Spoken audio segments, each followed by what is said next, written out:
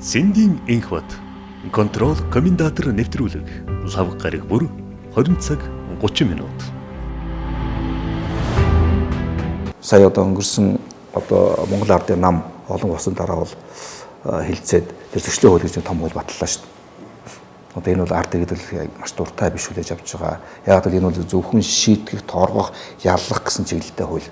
Энэ хууль нь миний бодлоор бол бас инэрэнгүй байх, хайрлах, бас зөвтгөх гэсэн байдаг байлгүй дээ.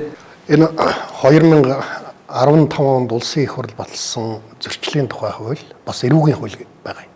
Энэ хоёр хууль бол одоо барууны Америкаас одоо хуулбарлагдсан улс орныхоо үндэсний онцлог ард түмнийхээ одоо энэ олон зуун жилийн энэ аж төрх ёсноос гажсан ийм хууль баталсан.